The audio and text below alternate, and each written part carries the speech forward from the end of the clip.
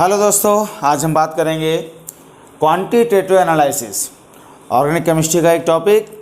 इस टॉपिक पर बेस्ड एक न्यूमेरिकल पूछा जाता है कॉम्पिटिटिव एग्जाम में, चाहे आप जेई का एग्ज़ाम दें या आप नीट का एग्ज़ाम दें। इस टॉपिक पर बेस्ड एक न्यूमेरिकल पूछा जाता है 4 मार्क्स का। तो आइए उस न्यूमेरिकल को हम कैसे सॉल्व करेंगे, मैं आपको डायरेक्ट फार्मूला बताऊंगा और उस फार्मूला को अप्लाई करके आप उस न्यूमेरिकल को बड़ी आसानी से सॉल्व कर सकते हैं। मैं उस फार्मूला के डेरिवेशन में नहीं जाने वाला, मतलब जो भी एलिमेंट प्रेजेंट है कंपाउंड में, चाहे वो कार्बन है, हाइड्रोजन है, नाइट्रोजन है, ऑक्सीजन है, फास्फोरस है, सल्फर है, जिस एलिमेंट का भी परसेंटेज उन्होंने पूछा है, हम उस फार्मूला की हेल्प से बड़ी आसानी से कैलकुलेट कर सकते हैं। तो वो जो फार्मूलाज हैं कि कंपाउंड में किसी भी एलिमेंट का परसेंटेज क्या है, हम लोग एक बात तो अलग करते हैं कि कौन कौन से एलिमेंट प्रेजेंट है, वो तो हो जाता है कि क्वालिटेटिव एनालिसिस क्या है। हम लोग बात करेंगे क्वालिटेटिव एनालिसिस के बाद आता है क्वांटिटेटिव एनालिसिस कि कौन कौन से एलिमेंट प्रेजेंट हैं, वो तो क्वालिटेटिव एनालिसिस में आ गया। अब क्वांटिटी की बात करेंगे, कितनी कितनी परसेंटेज में प्रेजेंट हैं, तो क्वांटिटेटिव एनालिसिस का बात हम लोग करते हैं। तो जितने भी ऑर्गेनिक कंपाउंड्स होते हैं उन सभी में कार्बन जरूर प्रेजेंट होता है। तो कार्बन और हाइड्रोजन दोनों का एस्टिमेशन एक साथ किया जाता है और कार्बन एंड हाइड्रोजन का जो क्वांटिटेटिव एनालिसिस है जिस मेथड से किया जाता है उस मेथड का नाम है लीबिग मेथड। लीबिग मेथड। तो कार्बन एंड हाइड्रोजन के एस्टिमेशन के लिए जो मेथड यूज की जाती है उसका नाम है लीबिग मेथड। सो लीबिग मेथड से हम लोग इसका करेंगे क्वांटिटेटिव एनालिसिस। तो वो हम लोग ऑर्गेनिक कंपाउंड्स को लेते हैं, उसका फिर इग्निशन करते हैं, ऑक्सीजन के प्रेजेंस में करते हैं, जितना भी कार्बन है CO2 में कन्वर्ट होता है, जितना भी हाइड्रोजन है H2 में कन्वर्ट होता है, फिर उसको आगे हम लोग पूरा प्रोसेस करते हैं। मैं बात करता हूँ सीधा यहाँ पर कि हाइड्रोजन और कार्बन का परसेंटेज कैसे करेंगे कैलकुलेट। आइए, तो ये मेथड ध्यान रखिएगा। कार्बन एंड हाइड्रोजन का जो परसेंटेज है, मतलब जो एस्टिमेशन है, वो किया जाता है लीबिग मेथड से। मेथड का नाम ध्यान रखिएगा, लीबिग मेथड। अब देखो, percentage of carbon is equal to, direct मैं फॉर्मूला बता रहा हूँ, 12/44 into WCO2 upon W compound into 100। ये है ऑर्गेनिक कंपाउंड में कार्बन के परसेंटेज का फॉर्मूला, मतलब कार्बन का परसेंटेज कितना है। WCO2 upon W compound into 100, 12/44, मतलब CO2 जितना भी कार्बन है CO2 के फॉर्म में कन्वर्ट होगा। अब CO2 का मोलर मास होता है 44 और 44 ग्राम CO2 में कार्बन कितना है 1 मोल, यानी कि 12 ग्राम। तो 12/44 ये फिक्स है, आपको ध्यान रखना है, इसको हमें सिंप्लीफाई नहीं करना है। WCO2 आपको गिवन होगा न्यूमेरिकल में, W कंपाउंड ये भी आपको न्यूमेरिकल में गिवन होगा, into 100। In the similar way, we can find the percentage of hydrogen. Percentage of hydrogen is equals to 2/18 into WH2O. H2O का मास आपको गिवन होगा अपॉन W कंपाउंड, ये भी आपको गिवन होगा, इंटू 100। ये लो, दोनों एलिमेंट्स का परसेंटेज आ जाएगा, कार्बन का, हाइड्रोजन का। 2/18, हाइड्रोजन H2O के फॉर्म में कन्वर्ट होता है, H2O का मोलर मास होता है 18, जिसमें हाइड्रोजन का मास कितना है 2 ग्राम। तो ये आ गया कार्बन और हाइड्रोजन का एस्टिमेशन। हमने कर लिया कि परसेंटेज कंपोजिशन क्या है, परसेंटेज कंपोजिशन क्या है वो हमने पता कर ली। अब बात करते हैं नाइट्रोजन का परसेंटेज कैसे निकालेंगे। ऑर्गेनिक कंपाउंड में नाइट्रोजन कितना परसेंट है, तो नाइट्रोजन के एस्टिमेशन के लिए 2 मेथड हैं, एक ड्यूमा मेथड है, दूसरी है कैल्डाल मेथड। आइए बात करते हैं ड्यूमास मेथड। तो percentage of nitrogen by Dumas method. अब जो ड्यूमा मेथड है उसमें कंपाउंड की नाइट्रोजन N2 गैस में कन्वर्ट होती है। ध्यान रखिएगा, कंपाउंड की नाइट्रोजन N2 गैस में कन्वर्ट होती है। हमें यहीं से न्यूमेरिकल में पहचानना। कभी कभी क्या होता है, न्यूमेरिकल में मेथड का नाम नहीं देते हैं, तो N2 गैस सॉल्व होती है, समझ जाइए ड्यूमा मेथड है। तो ड्यूमा मेथड के लिए जो परसेंटेज नाइट्रोजन का फॉर्मूला है वो ये है, percentage of nitrogen is equals to 1/8 into volume of nitrogen, volume of nitrogen at STP, यानी कि इसको मैं बोलूँगा V2 अपॉन W कंपाउंड।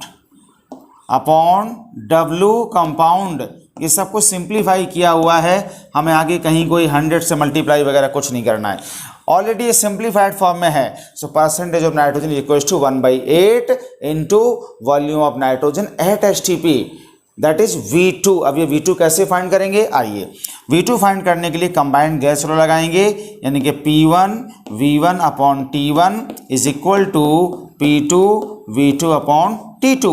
तो वो जो V2 है वो ये है V2। अब P1 V1 अपॉन T1 ये गिवन होगा, P1 कैसे आएगा, ध्यान रखो, P1 यहाँ से कैसे आएगा, given pressure, P1 will be equals to given pressure minus aqueous tension, ये भी आपको गिवन होगा। तो P1 की वैल्यू फाइंड करने के लिए जो प्रेशर गिवन है उसमें से जब आप एक्वस प्रेशर को सब्ट्रैक्ट करोगे तब जो वैल्यू आएगी वो P1 होगा। V1 जो गिवन है वो आपको लेना है, T1 केल्विन में होना चाहिए टेम्परेचर, मतलब जो टेम्परेचर डिग्री सेल्सियस में दिया हुआ है उसमें आप 273 ऐड करोगे, 273 ऐड करोगे तो जो आएगा वो T1 होगा। P2 760 मिलीमीटर ऑफ Hg लेना है, T2 273 केल्विन लेना है, V2 हमें फाइंड करना है। तो यहाँ से जो V2 आएगा उस V2 की वैल्यू यहाँ पुट करनी है, फिर सॉल्व करना है।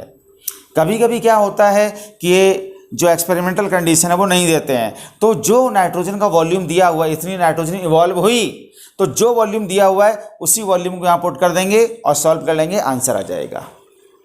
ठीक है नहीं, और जब ये कंडीशन दे रखी है, प्रेशर दिया है, वॉल्यूम दिया है, टेम्परेचर दिया है, तो हम फिर V2 पहले कैलकुलेट करेंगे इस फॉर्मूला से, कंबाइंड गैस लॉ से फाइंड करेंगे। P2 ध्यान रखिएगा 760 मिलीमीटर ऑफ Hg, तो यहाँ पर जो P2 है, P2 that is 760 millimetre of Hg, millimetre of Hg, और जो T2 है वो 273 केल्विन होगा, 273 केल्विन। ठीक है, P1 यहाँ से हम निकालेंगे given pressure minus aqueous tension, T2 ये हो गया, P2 ये हो गया, V2 फाइंड करना है, P1 यहाँ से आ जाएगा, V1 गिवन होगा, T1 भी गिवन होगा, V2 को निकाल करके यहाँ पुट कर देंगे, आंसर आ जाएगा। अगली बात क्या है कि जो ड्यूमा मेथड है इसकी कोई लिमिटेशन नहीं है, किसी भी टाइप का कंपाउंड हो उसमें हम प्रेजेंट नाइट्रोजन को आसानी से एस्टिमेट कर सकते हैं, मतलब there is no any limitation of Dumas method. लेकिन जो दूसरी मेथड है नाइट्रोजन के एस्टिमेशन की, जिसका नाम है कैल्डाल मेथड, कैल्डाल मेथड क्या है आइए पहले उसको जानते हैं, फिर उसकी लिमिटेशंस की हम लोग बात करेंगे। तो कैल्डाल मेथड क्या है, देखिए बाय कैल्डाल मेथड और जेल्डाल मेथड,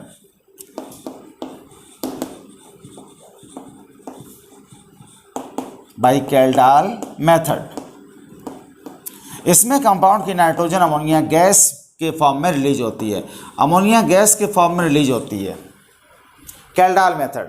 तो यहाँ से परसेंटेज ऑफ नाइट्रोजन क्या होगा formula, percentage of nitrogen is equals to 1.4 into normality of solution, normality of solution into volume of solution upon W compound.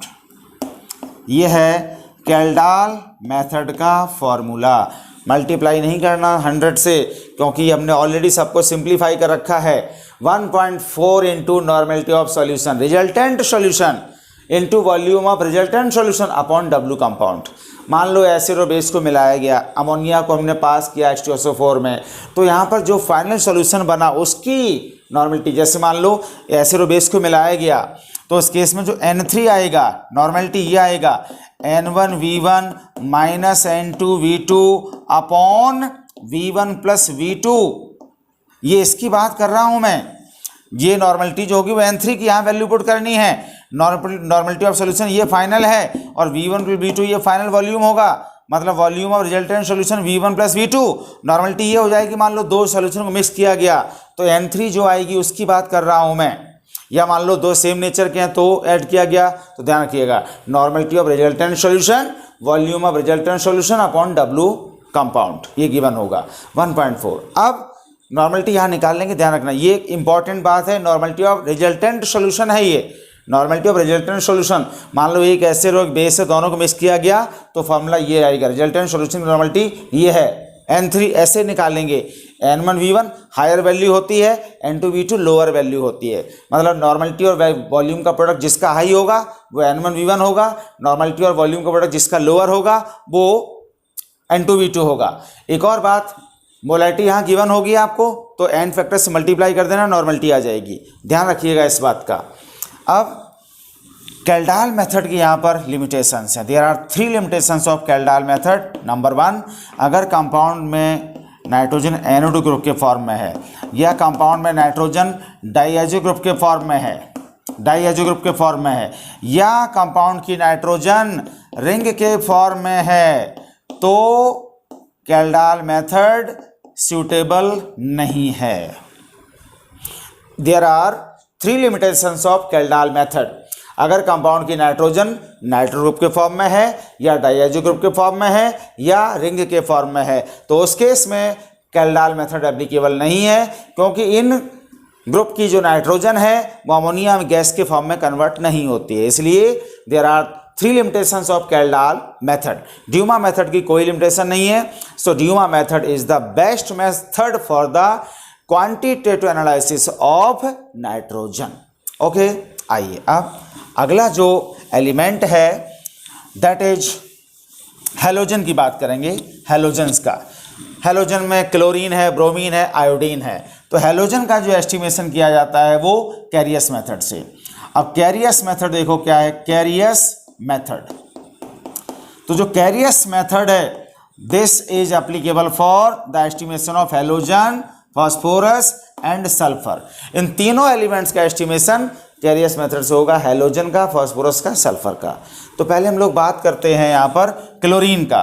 Percentage of chlorine this will be equals to, chlorine AgCl के form में आता है, कैरियस tube में compound को लेकर के heat किया जाता है, तो देखिए AgCl बनता है। AgCl में क्लोरीन 35.5 अपॉन AgCl का molar mass 143.5 into WAgCl given होगा आपको, WAgCl upon W compound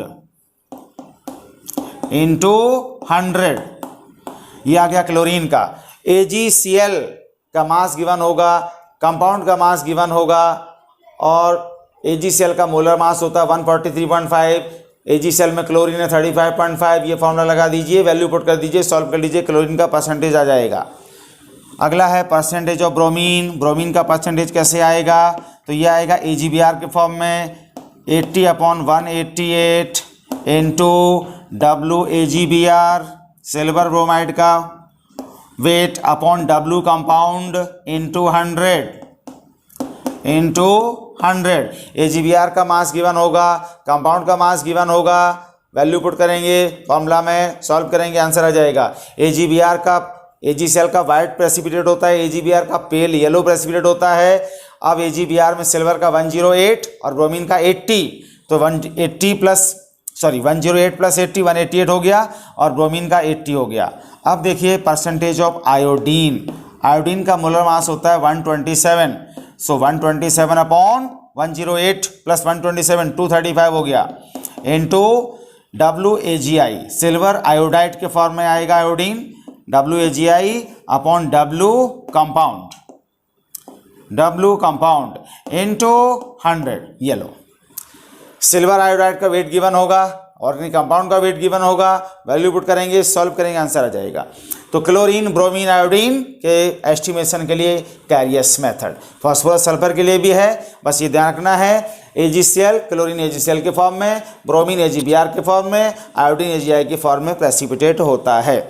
in precipitate को फिल्टर ऑफ करके रेजिड्यू को सुखा लेते हैं, सुखाने के बाद उसको जला लेते हैं, उसके बाद उसका वे कर लेते हैं, और फिर उस वे को करने के बाद हम उसको इस कैलकुलेशन में यूज करते हैं, इस कैलकुलेशन का, और फार्मूला में पुट करके वैल्यूज को पुट करके सॉल्व कर लेते हैं, आंसर आ जाता है।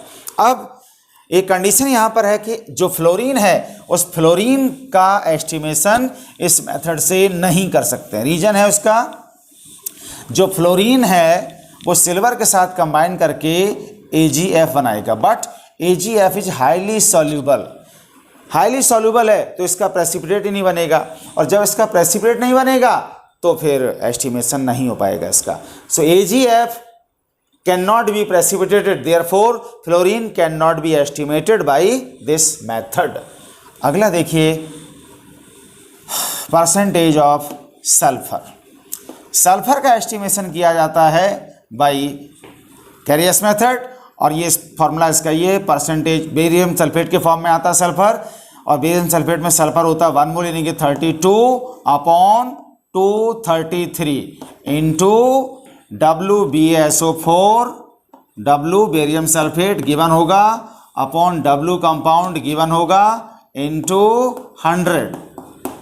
ये लो सल्फर बेरियम सल्फेट के फॉर्म में ऑक्सीडेंट होगा, बेरियम सल्फेट का वाइट प्रेसिपिटेट जो कि इंसॉल्युबल होता है, ये गिवन होगा, W कंपाउंड गिवन होगा।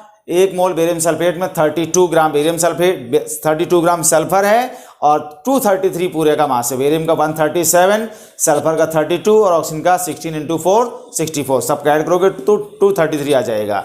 एंड लास्ट है यहाँ पर परसेंटेज ऑफ फॉस्फोरस, ये भी कैरियस मेथड से होगा। फॉस्फोरस Mg2P2O7 के फॉर्म में आएगा, जिसमें 2 मोल फॉस्फोरस है, तो 62/222 इंटू Mg2P2O7, Mg2P2O7 नाम है इसका magnesium pyrophosphate upon W compound into 100। ये लो 1 मोल मैग्नीशियम पायरोफॉस्फेट में 2 मोल फॉस्फोरस है। 1 मोल फॉस्फोरस का मोलर मास होता है 31, तो 31 × 2 62, और पूरे का मोलर मास होगा 222। ये आपको गिवन होगा मैग्नीशियम पायरोफॉस्फेट, ये आपको गिवन होगा ऑर्गेनिक कंपाउंड का मास, और इंटू 100 कर देंगे, ये आ जाएगा इनका मास। तो इस तरह से हम लोग जो भी कंपाउंड है उस कंपाउंड में किसी भी एलिमेंट का परसेंटेज कंपोजिशन पूछा गया है, मतलब उसका आपको कैलकुलेट करना है कि कार्बन है, हाइड्रोजन है, नाइट्रोजन है, फास्फोरस है, सल्फर है, हैलोजन है, इनमें से किसी का भी आपको परसेंटेज कैलकुलेट करना है। तो आपको मैंने डायरेक्ट फार्मूला बता दिए। जो नीट में या जेई में न्यूमेरिकल आता है वो डायरेक्ट फार्मूला बेस्ड न्यूमेरिकल पूछा जाता है। आप फार्मूला को अप्लाई करिए, वैल्यू पुट करिए, बड़ी आसानी से क्वेश्चन आएगा, बड़ी आसानी से क्वेश्चन सॉल्व होगा। आइए इसको एक एग्जाम्पल आपको देता हूँ। मैं एक छोटा सा मैं न्यूमेरिकल लेता हूँ और आपके सामने सॉल्व करके देखते हैं कि देखो कितनी आसानी से न्यूमेरिकल सॉल्व हो जाता है। सो न्यूमेरिकल इज दिस, देखिए कितनी आसानी से न्यूमेरिकल सॉल्व होगा। पहले आपके सामने न्यूमेरिकल देता हूं। During estimation of nitrogen, question is during estimation of nitrogen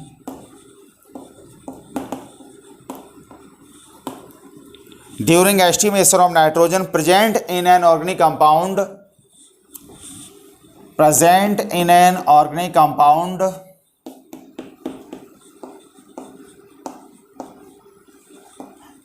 organic compound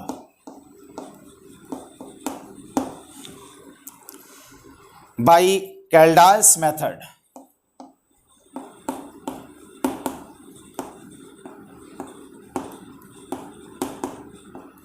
By Kaldal's method, the ammonia evolved from NH3 evolved from 0.1 gram of compound age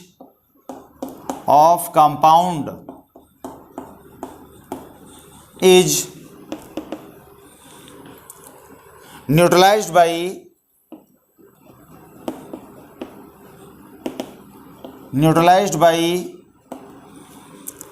5 ml of 0.05 molar H2SO4. The percentage of nitrogen equal to question mark. तो जो compound है उसमें nitrogen का percentage क्या है। So numerical is during estimation of nitrogen present in an organic compound by Kjeldahl's method. नाम आ गया मेथड का। अमोनिया इवॉल्व, वैसे भी अमोनिया इवॉल्व होती है तो कैल्डाल मेथड है उसका नाम। Ammonia evolve from 0.1 gram compound, ये कंपाउंड का मास हो गया, W हो गया, is neutralised by 5 ml of, ये वॉल्यूम हो गया, ऑफ 0.05 मोलर H2SO4, ये कंसंट्रेशन हो गई। मोलैरिटी दे रखी है, परसेंटेज ऑफ नाइट्रोजन गया। अब कैल्डाल मेथड का देखिए सॉल्यूशन क्या होगा। Solution by Kjeldahl method, percentage of nitrogen is equals to 1.4 into normality of solution into volume of solution upon W compound. ये हमारा फॉर्मूला है, ये फॉर्मूला है। So this will be equals to 1.4 into normality दे रखी है molarity, तो हमें क्या करना, नॉर्मेलिटी चाहिए। H2SO4 का एन फैक्टर होता है 2, यानी कि 0.05 इंटू 2, ये हो गई नॉर्मेलिटी। वॉल्यूम कितना 5 ml, तो ये हो गया 5 अपॉन W कितना 0.01, सॉरी 0.1।